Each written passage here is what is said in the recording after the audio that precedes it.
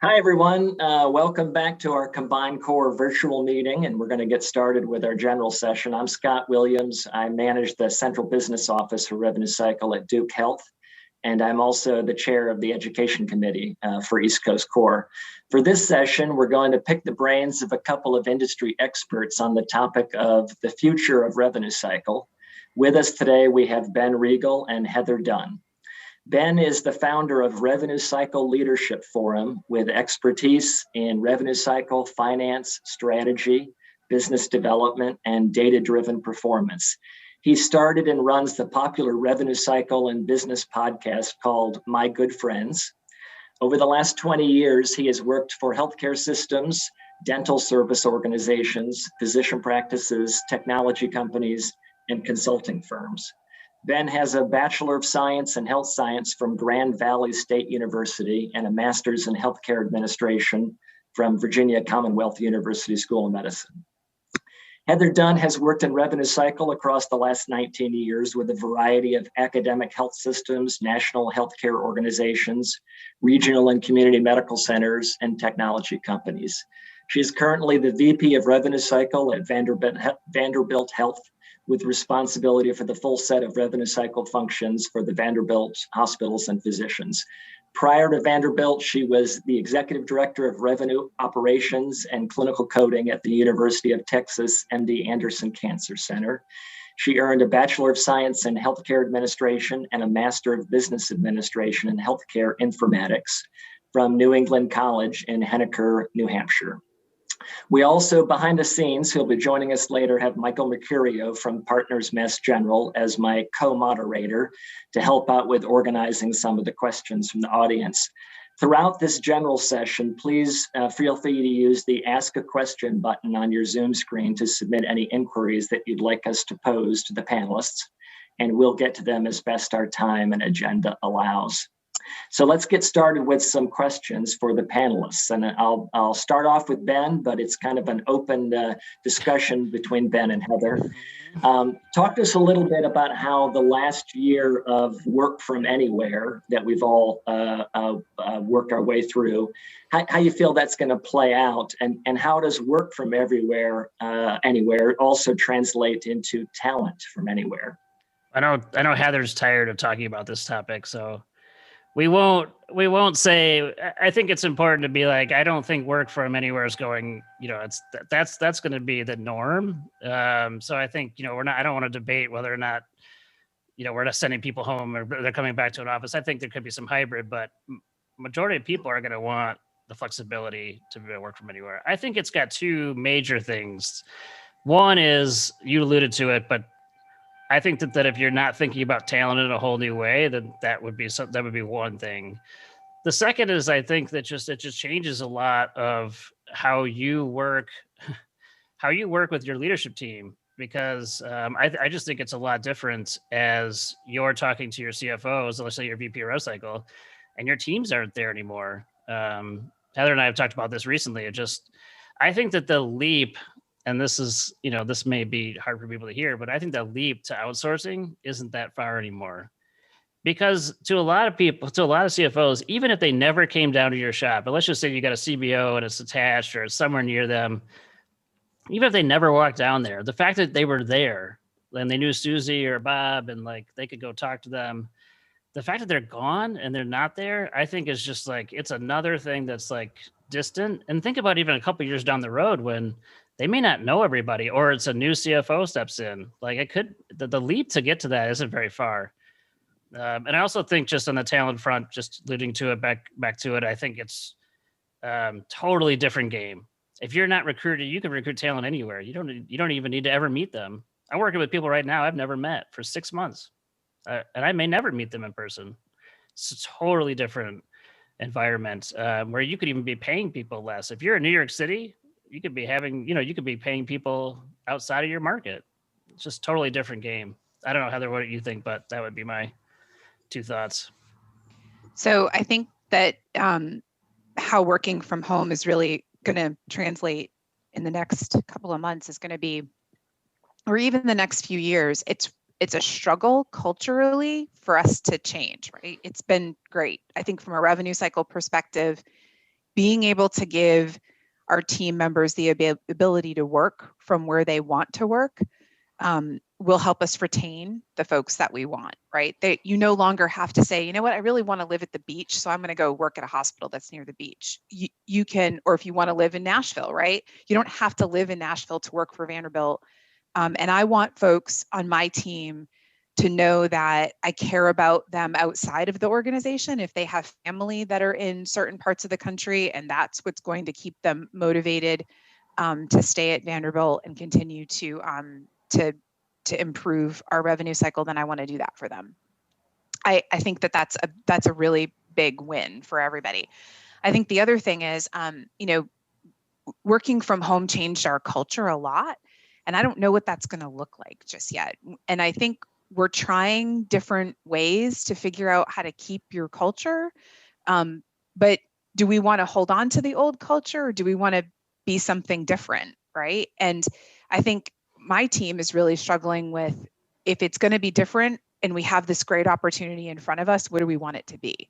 And I think that's the other thing, is folks need to start thinking about what that cultural change is going to do to their organization.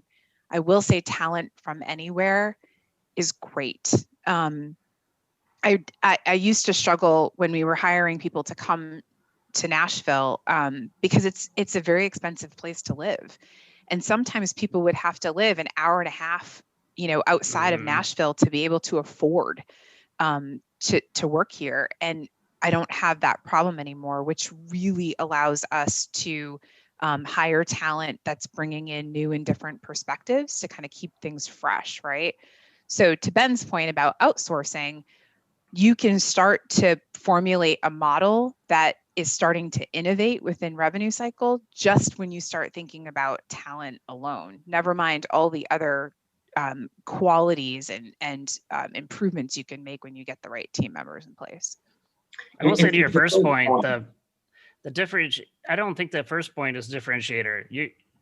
Everyone's going to be working and letting people work from anywhere, or most people will. So you'll, to your point around kind of attracting talent or keeping it, you're going to have to be real intentional about how that works, because it won't be they get to let me work from it. That's great for you, people now, but in the future, like 2 years from now, how is that going to be the differentiator? That's not going to be a differentiator.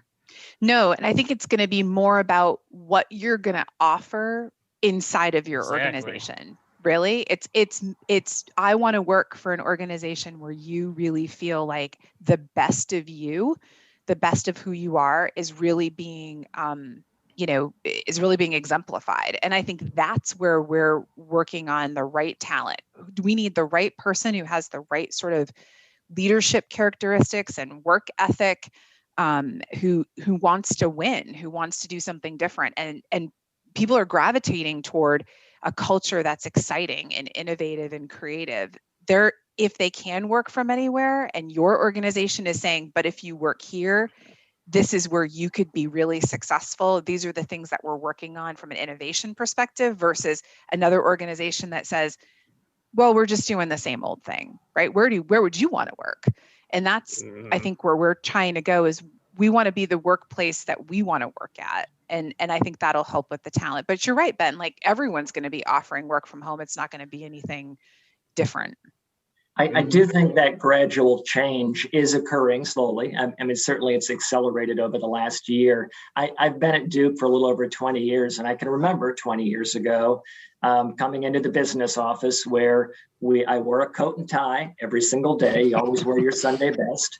Everybody worked 8 to 5, Monday through Friday, and we all worked at work. And then over the last 20 years, between many of us were doing work from home even before we heard of this thing called COVID. But also many business offices have moved to business casual or flex time outside of the traditional Monday through Friday 8 to 5.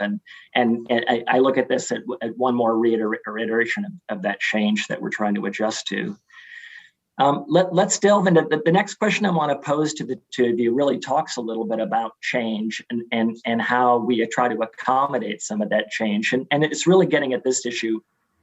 Almost all of us in revenue cycle are typically embedded within a parent organization, a clinical organization, whether we're academic or a large health system or a smaller health system or practice. But one of the challenges we have in revenue cycle is finding enough prioritization of resources to make some of the changes we need to make in revenue cycle, because at times we're the tail on the dog, not the dog. The clinical side of the organization, understandably so, needs to get the prioritization from resources and effort there. So my question to the two of you is it possible or realistic for a revenue cycle organization to be truly high performing and move to next generation when they are part and parcel of the clinical organization, or does that need to be separate in some form or fashion? Who wants to take the first stab at that one? The short answer is no. No, it's not, Ben. It definitely is. I think please go ahead. It's entirely possible. I think it is entirely possible to be part of a healthcare organization and make revenue cycle a really important thing. And I think that as a revenue cycle leader, and the leaders that you work with in your own area have to be really thoughtful about how we're communicating our value in the organization. Everyone's fighting for resources. Every department is fighting for resources to do what they want to do. And I think that if you put together a thoughtful plan, I think if you communicate it, if you have good partnerships and relationships across the organization, you can prove your value. And it's that consistent iteration of communication out that is going to be helpful to make that happen. When you are a revenue cycle that isolates itself and people don't know what it is that you're doing, they don't know what the vision is, they don't know how to support what you're doing, it's very easy to turn to a potential outsource because you're not forefront in their minds, right? It's back to Ben's point about outsourcing. It's if you're not even visible anymore. So if you're not communicating, you're not building relationships, you're not showing your value consistently to the rest of the organization, to decision makers and to others, peers in the organization, and you're not even there anymore, why wouldn't anybody consider an outsource, right? So I think if you want to keep revenue cycle inside of the organization that you're a part of, you have to show where you fit in, and where you have value. And that's just something that I think good revenue cycle leaders do anyway. They're consistently communicating and partnering throughout the organization. I just think now, how much Ben's time So, but yeah, how much time are you what do you wasting? think? How much time are you wasting doing that? The reality is, like, I'm going to guess it's a lot. So the reality is, like, you're never going to be higher on the list of more important things than the clinical team. If they say they need X MRI and they have an ROI on it, you're never going to get above them. You just won't. Like, and I understand why. Everyone on this thing is going to understand why that is. My thing would be, like, you want to know vendors, like, their world is so much different because all they're focused on, they're not trying to convince another group to fund what they're just trying to win. And so I think it's just like, if you don't, I've been saying for a long time, but I think the only way you can do this is spinning it out into a separate organization that has its own budget. I mean, Heather, you have a pretty good setup. You got your own IT person, right? 4 rev cycle, dedicated 2 rev cycle. I have some people. Yeah. Yeah. Well, most people don't have that, and they don't have any resources. And so they're just bag borrowing and stealing epic resources to get one thing in. But how do you think we got those, Ben? I had to prove, and it's not a lot of effort. I think at first you got to really you got to know your organization, right? And when you build your team, everybody on my team communicates out all the time. That's what we do. That's what we do.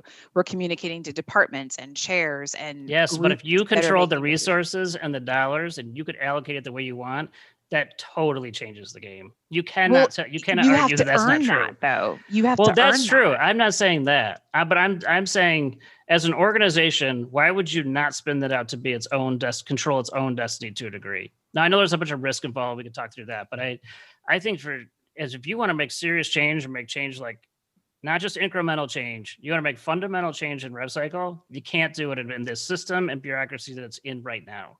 Well, I think that if there's a twist to that, though, if you spin it out to be its own organization, you still have to figure out a revenue stream for that.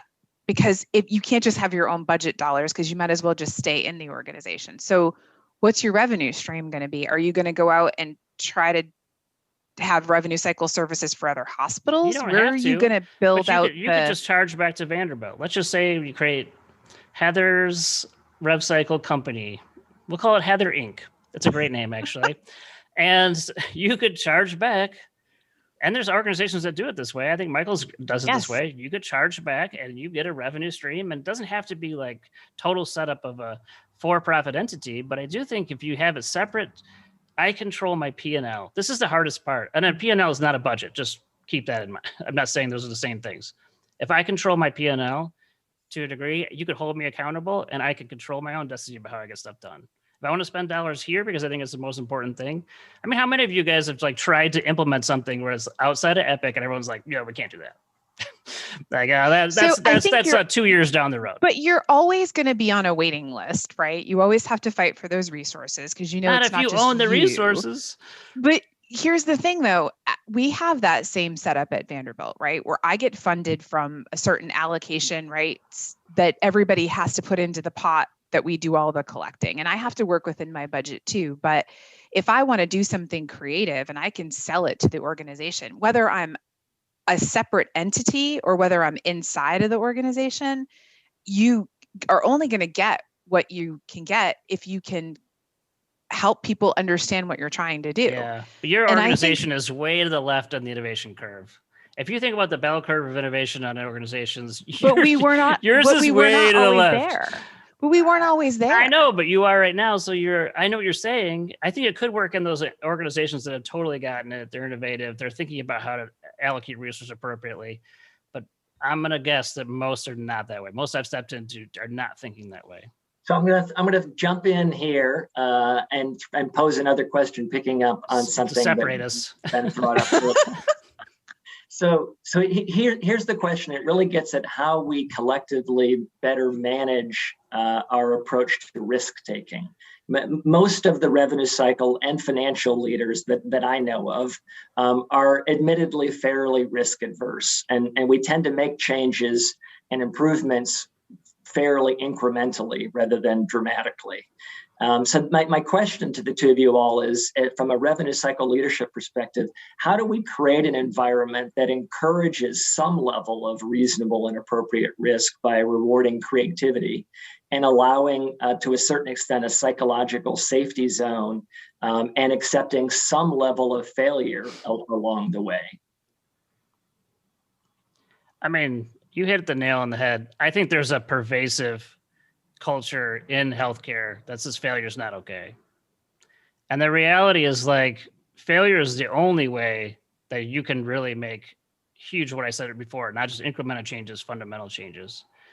And I just think we have this kind of like, again, not all organizations, Heather's I'm sure is different because it's Vanderbilt and it's so much better, but like most organizations just don't accept that. Okay. So it's like, I'm going to connect the dots the way we've always connected the dots. And I would say if you compare this against Silicon Valley, I mean, I was just reading something this morning and I thought I wrote some of these numbers down because it's just crazy. I have a list of like 7 companies you probably never heard of. They've all raised $100 million plus in some type of series round. My guess is, would 2 of those companies be around in 2 years? And my point to that is like those people, they're taking like 28-year-old CEOs for out of private investment banking and making them CEOs. And then guess what? They fail, they're going to go get the next thing and be like, oh, look what I did. Like the culture there is like, it's okay to fail because the next thing might be even bigger. And I would say in our world, that is 100% not okay. But you Ben, cannot make don't you think to a certain extent that's because we're in a different business, right? I mean, those companies you just mentioned, whether they're in business or not 2 years from now, is not probably going to dramatically impact a lot of people's lives, except for maybe their employees. All of us work in healthcare, where revenue cycle, we are the lifeblood of the revenue for millions of patients who depend on us for reliable, dependable, available healthcare. Us going out of business has much more dramatic impacts than a Silicon Valley company, coming and going. And that's not all of it, but that's part of what's going on, isn't it?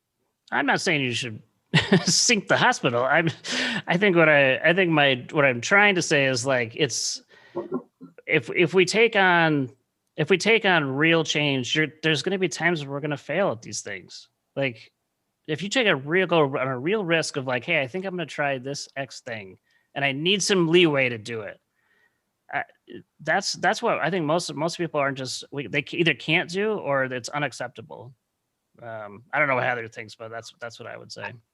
I think that it goes back to culture, and that's the culture that you want to have in your revenue cycle. You want innovation. Maybe you want innovation. If you want innovation, you hire the right people and then you set up an environment where people feel safe to fail, right?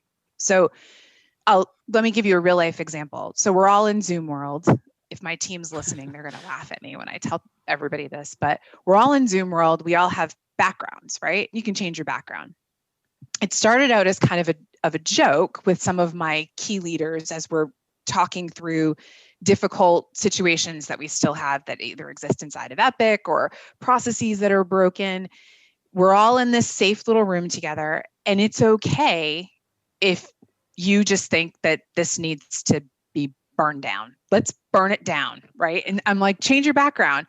Someone will put up the background that says burn it down, right? And we all kind of chuckle about it, but it's true. We are consistently saying, does this require a scalpel, a machete, or are we just going to burn this down and start over again? And it's okay to debate honestly about what your perspective on solving this problem is going to be, right? Are we going to outsource this? Are we going to insource this? Are we going to start over again? Do we need to think about something new?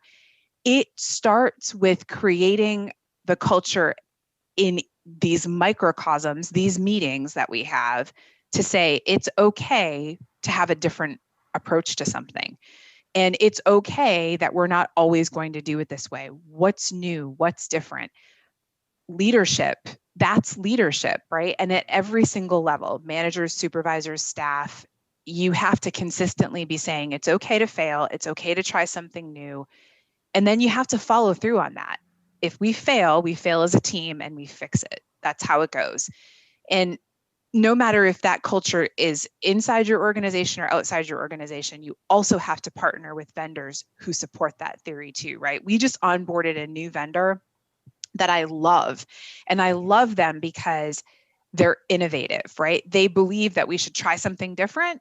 And even during the contracting phase, they were willing to contract with us in a different way than they had with any other hospital system. And those are the types of vendors and people and leaders and staff that you really want. You want people who say, I'm not quite sure this is going to work, but I'm willing to take this risk. And here's the cost and benefit. And here's how we're going to monitor it, put some controls around it.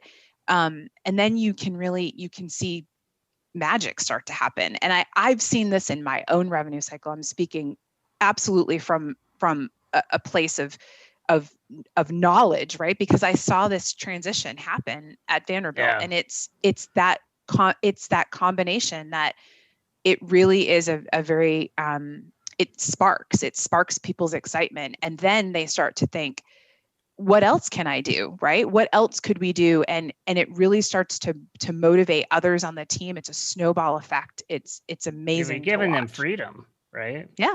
The other thing too is I would say is like McKinsey, when I was there, it had this great thing was like was one of their core values was you have an obligation to dissent. So it wasn't like it was like, even if there was like a partner in the room and you were a junior associate 1 year in, if you knew that you should speak up, you had an obligation to. And I saw that in action. That was for real. I'm also reading this great book called No Rules Rules. And it was the story of like Netflix. If you haven't read it, it's phenomenal. And there's the whole thing around Netflix has got the same thing. It's like they have a culture that says no, you're going to speak up and you're going to tell us what you think and give feedback. Otherwise, why are we here? Because we're hiring you for your opinion. And I think that that's just transcendent. Now, what Heather alluded to was, though, she's created an environment and culture which is psychologically safe, that you can say that and there's not repercussions. Because a lot of organizations have created a culture in which that's career suicide, right? So they don't want your real opinion unless and I think you have to create and as a leader, continue to be able to do that. I highly recommend the book. It's fantastic if you haven't checked it out. So I recommend Ben's podcast on My Good Friends. Stop it. Because there's one out there about how teams across the organization can do this too, which goes back to what you were saying, Scott, about showing our value, right? So it's not just psychological safety that exists within my own revenue cycle. It's that when we interact with other teams, it starts to boil over.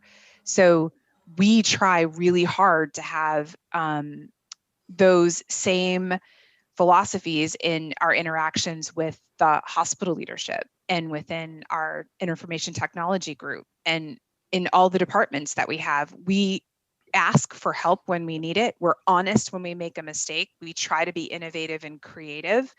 And I think that goes right back to question number one about showing your value in the organization. It's creating those partnerships. It's getting, people to appreciate the fact that when something is wrong, you're going to speak up and you're going to want to fix it. And there are creative ways to do that. And you get the right people in place who want to. So you've both made reference over the last few minutes to the culture of an organization and how important that is to our long-term success. So my next question is trying to get at that. Most of the revenue cycle leaders I'm aware of and know have a primarily operational or transactional focus. We've got a certain amount of volume of patients we need to schedule, collections we need to post, denials we need to work, whatever part of the revenue cycle we're in. And we're focused on that, managing that widget. So my question is, from y'all's perspective, how do we change the scope and approach of us as leaders and partners to be more strategic in nature within our organizations and across our organizations? Your thoughts? Well, I can say that one of my thoughts has been you have to give yourself a promotion. You have to move out of it, allow yourself to move out of the transactional weeds, because we can all get there, right? Most revenue cycle leaders have grown up in revenue cycle, right? I often find myself saying, well, back in the olden days, we used to do it like this, right? Why does payment posting have to be so difficult? Remember when it used to be that you posted to the remit total at the bottom? And so you can't help it, right? You can't help but go back to what most of us have been doing this for 10, 20, 18 years, right? But I think you have to give yourself a promotion and say, I have to go and look at this landscape from a different perspective and take a minute. Ben's got a whole list of books that he wants to share with everyone on what they should read. And you got to think about really how you're going to start to incorporate strategy and innovation and get out of those weeds, right? The other thing I would recommend, if I were giving recommendations, which I feel like I am, is what's behind you, the bench strength behind you has got to be diversified. You just have to diversify who you're bringing into your revenue cycle. If you want to try to move to innovation and strategy, you can't bring in the people who are, just going back to the way that it always was or has always been. And I think those two things start to cross, right? You got to give yourself the ability to say, I want to be more strategic, and then to really start hiring the right people that are gonna bolster the revenue cycle and really make it something different. Yeah, I mean, I agree. Your thoughts, Ben, on how we get more strategic?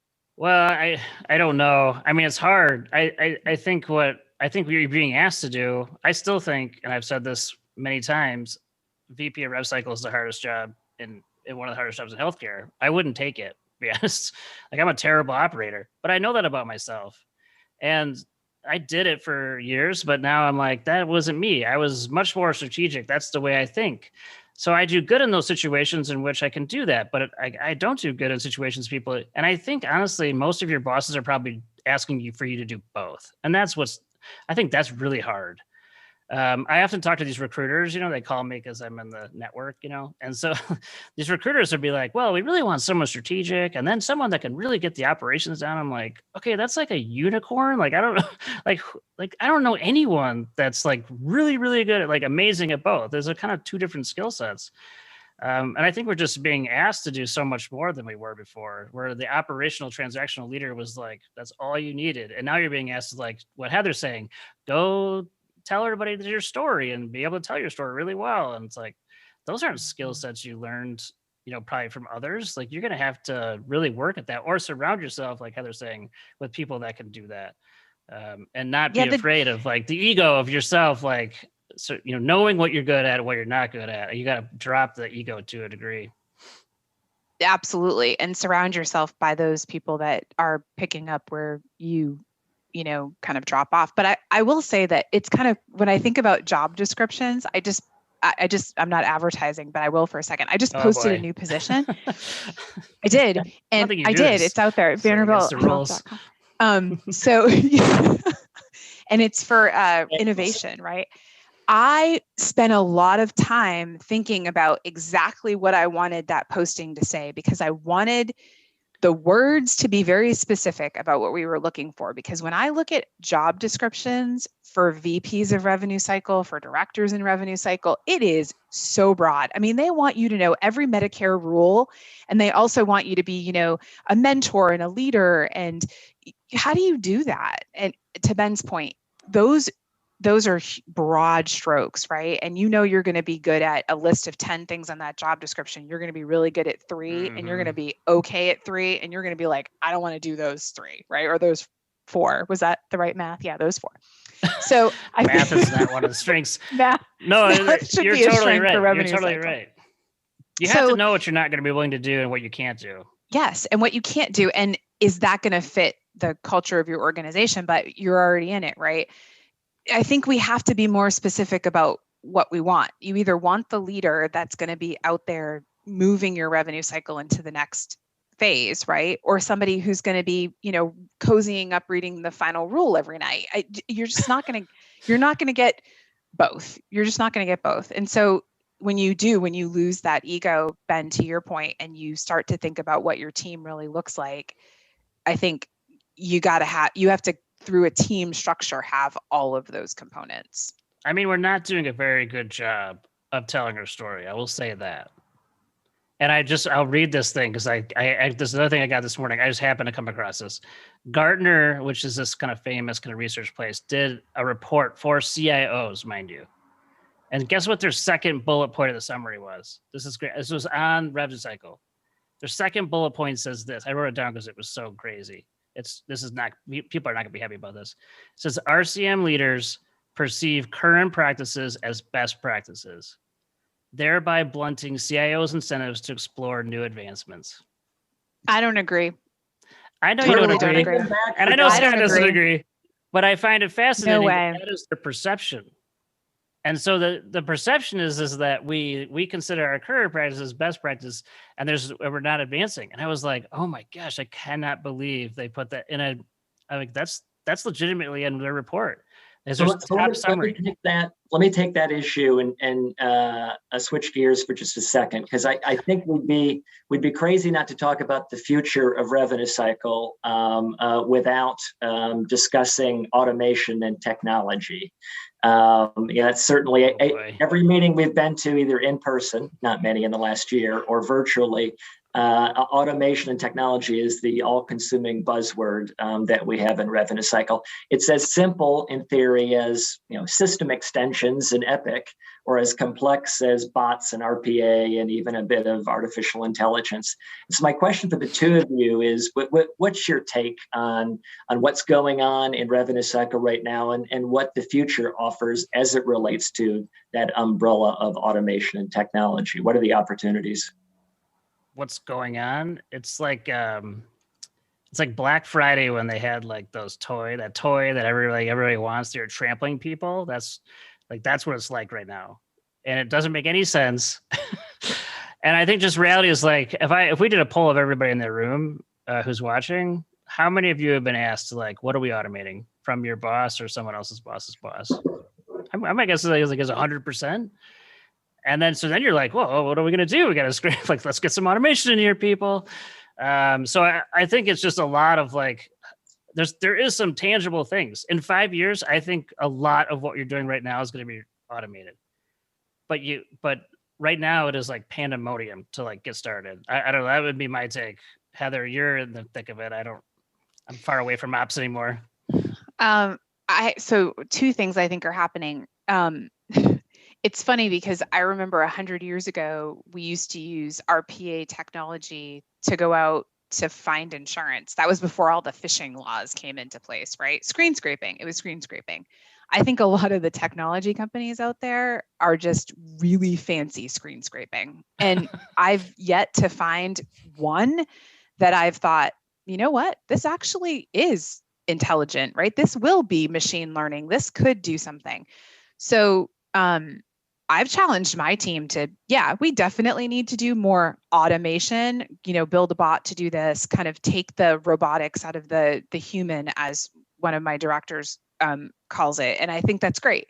And we should be doing things like that. You only want to put valuable work in front of a human being that, you really have to figure out. And systems don't really do that. I mean, you could do scoring in a work queue, but let's be honest, it really doesn't get to the heart of the matter of this account really has to be worked by a human being. This over here can be, worked through automation, bot technology.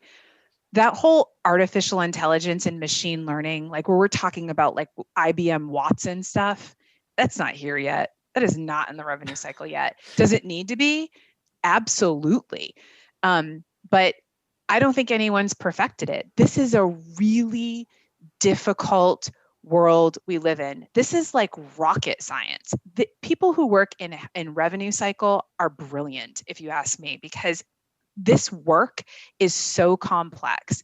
I think a lot of technology companies have come in and said, yeah, we can do automation and we have machine learning. And when you really unpack it, it's not. And I want it to be. I mean, I want to find an that's an the problem. You desperately want it to be. I desperately want it to be. So you'd be willing to take a stab at it because you're like, I really want this to work. I mean, you know how many companies have like come and gone and they hired a bunch of data scientists from outside the industry and they failed. They didn't make it work. Right. So it's, there's going to be a lot of failure. That's why I say that in this case, I think there's going to be a fair amount of failure. You're going to have to be okay with that. You can okay with kind of like, hey, we tried this. We're going to try this. We're going to keep trying this. You got to be, because it's just not there. It's not there. And I do think the issue is not whether or not you can automate something. The primary issue everyone has got to solve is what to automate at the claim level. That is 100% the issue. Because if you're automation is like, automation's easy. That's been around since the 80s. Browser Workstation was around in the 80s. That has not changed. Honestly, the technology changed, but it's not that much. So here's my question for the two of you. I understand what you're saying in terms of where we are, where we're going with automation. I think most of us in revenue cycle are highly focused on automation, besides the fact that it's everybody's buzzword. And our bosses keep asking us whether we've built a bot yet to do this, that, and the other. But most of us are focused on that because we're under fairly intense pressure to reduce costs. Not just revenue cycle, healthcare as a whole is under enormous pressure to do that. So my question is, outside of automation, what other significant options are there out there to reduce cost, if in fact that's one of our primary goals?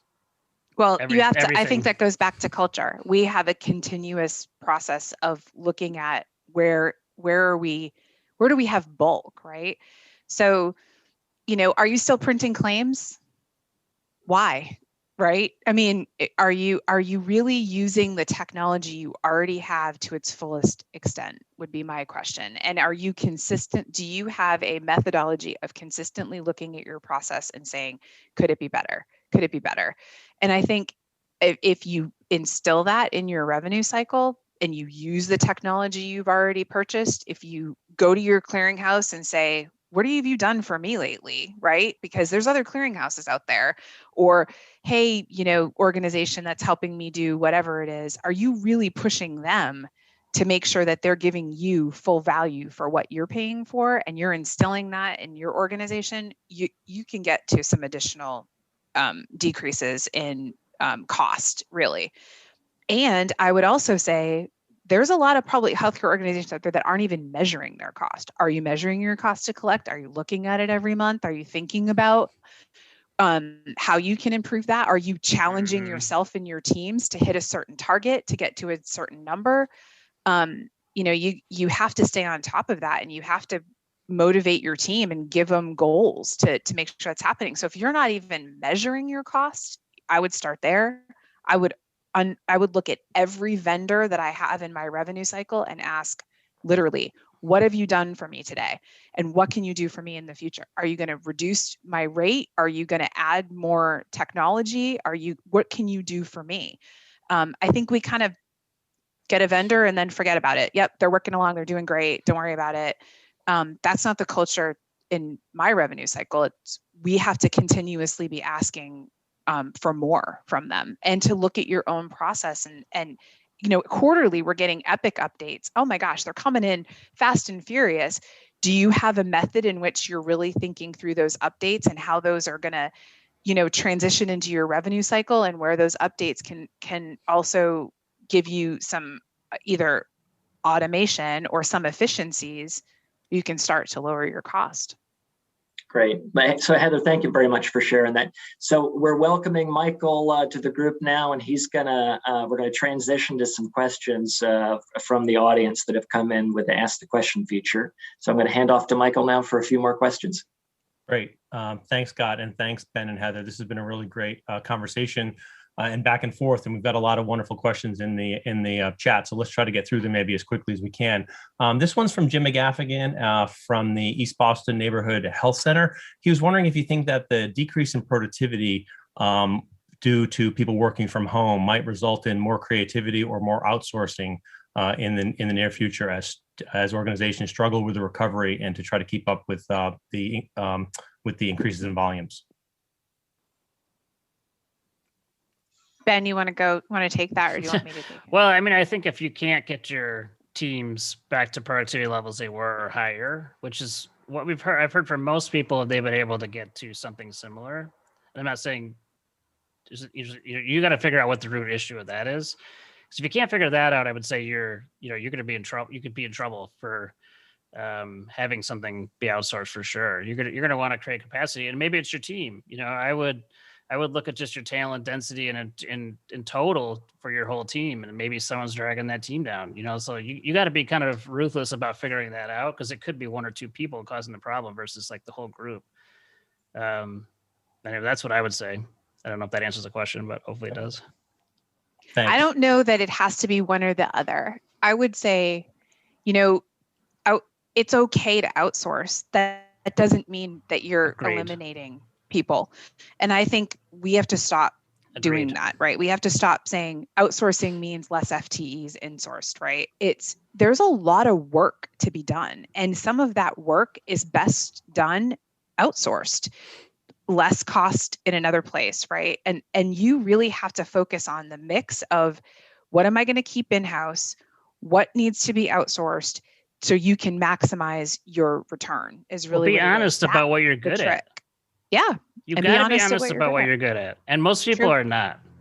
It is, you're not honest about, hey, I'm actually not that good at this, or we're not managing this well. Let's get someone who can manage it well. I don't have to own it.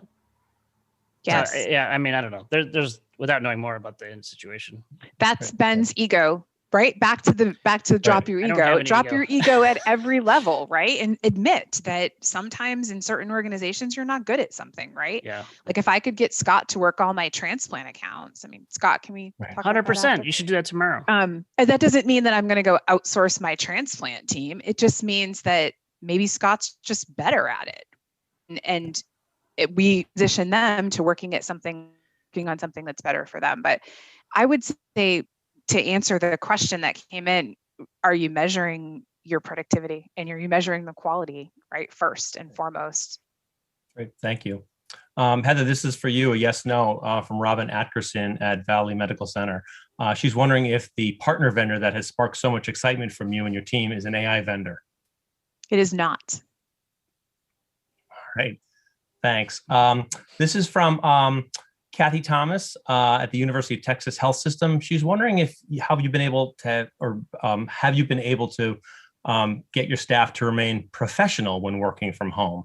There seems to be, as you were mentioning, or alluded to, some challenges with Zoom backgrounds or attire or noises in the background. And how have you been able to navigate that? Or what are you seeing in other parts of the country in this space?